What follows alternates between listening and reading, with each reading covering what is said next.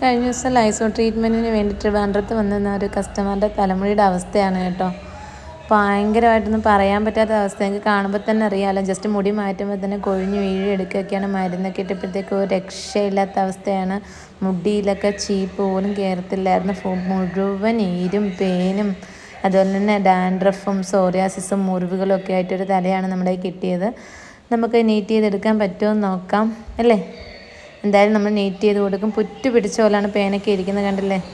നമ്മൾ കുറേ നേരം കഷ്ടപ്പെടുന്ന വെച്ചാൽ തലയിൽ ഒരുപാട് മുറിവുകളും കാര്യങ്ങളൊക്കെ ഉള്ളതുകൊണ്ട് നീറ്റാക്കി എടുക്കാൻ ഭയങ്കര ബുദ്ധിമുട്ടായിരുന്നു.